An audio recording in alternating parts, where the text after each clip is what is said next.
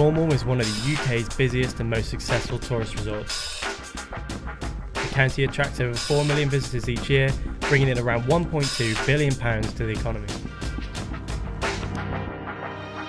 With the help of those directly involved, we set out to investigate how the homegrown industry has changed the county for better or worse.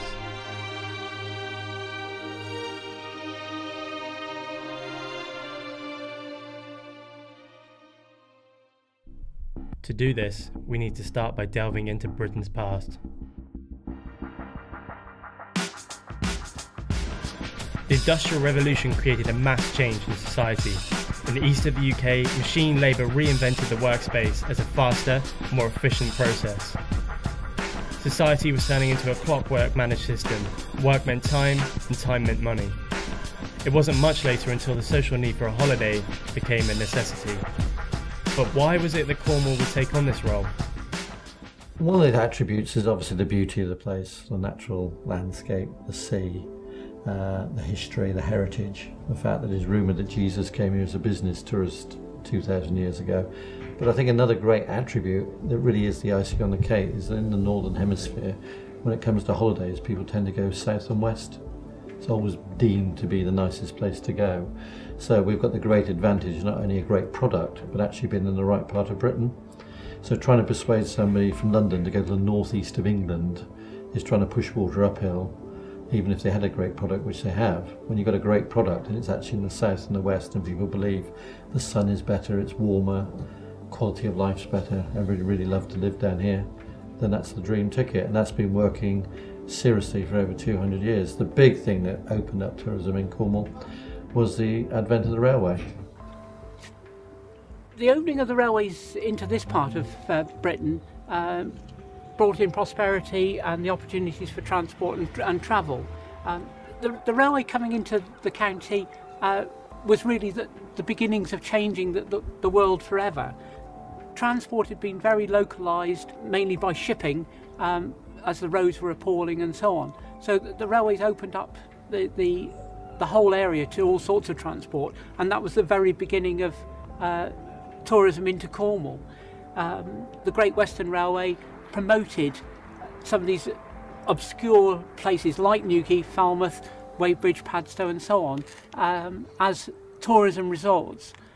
Obviously, with any new industry coming into the county, it will bring employment with it, but it also can take employment out of the county.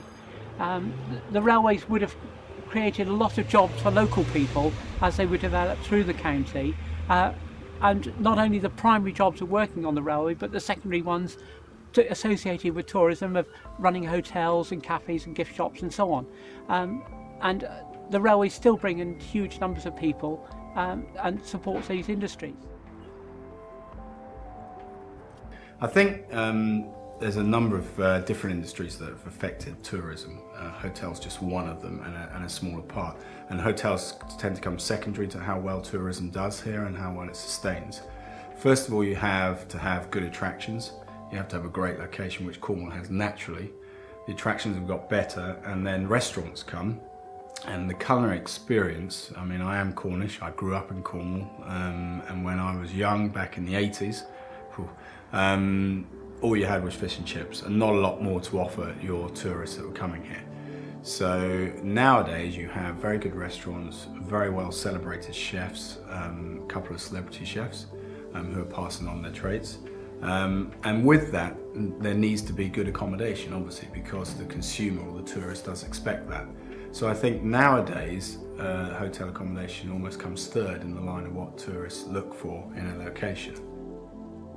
As we can see, over the years, tourism has played a huge role in Cornwall's development. However, we have yet to see whether these factors are considered to be positive or negative. I think there's really only positive, because if I look at the negative side, I don't think tourism can ever be seen as negative for an area. Tourism has been crucial for Cornwall for over 50 years now, and it's about how we in Cornwall embrace that tourism to make it positive. I mean, you could look on it as negative as it gets busy, the roads get busy, but inevitably that's part of an industry, and if you want Cornwall to survive and do well in modern day, we have to accept that tourism is a crucial part. So part of that, I would always look at it as a positive side. I think 20 years ago, 30 years ago, we weren't coping very well with tourism, so we weren't giving people the best experience. But I think nowadays what we're doing in Cornwall, we've got fantastic attractions, using Cornish location properly. I mean, we have a beautiful environment here, be it beach, be it woodland, be it moorland, and we're now putting attractions in that actually celebrate some of those areas as well. And that's a massive opportunity. So tourism can have a positive effect as long as we work positively with it. And I think that's the best thing. You've got to embrace it. And this modern digital age that we're lucky to have now means that we can attract people very easily and very cheaply, hopefully. Well, I think that's the interesting thing about Cornwall. Cornwall's a sort of strange place really, because it's been a net exporter of people, and Cornish people affecting the culture around the world. But I think it's also had a reverse thing with tourism. You tend to bring people in, it tends to change the feel of the place in a sort of positive way. We did some community attitudes research back in 2008, and a lot of people in Cornwall felt that visitors bring a liveliness, makes the place more lively and fun to be.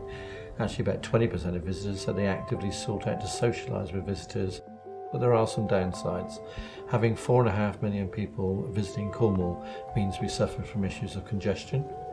We have things like seasonal car parking charges, which locals obviously say, you know, I'm having to pay now to park where I don't in the winter. You have issues maybe when the prices go up or people can't get into the pubs and the restaurants because their customers come to us. And they're seen as quite negative issues, probably acceptable. I think the one which is probably most unacceptable to the people of Cornwall, is a real challenge for us, is Cornwall is such a great tourism product that people want to buy into it. And I'm talking about second homes. So they love it so much they want to buy in, but what you have is London wages buying into Cornish house prices. So you have this issue of, first of all, second homes, and secondly, affordable housing. And those are real challenges. I think the other aspects, the negative sides, are things we can live with, but the situation where local people can't afford housing is something that does need to be tackled, because that's an unacceptable burden on the local community. I think you've got to take that very serious thing of balancing the pros and the cons. We've got to tackle affordable housing, the second home issue, which can be done through good development. We've got to look at actually how you develop lots of things that are about improving the quality of life of Cornish people, and then dovetail tourism into that.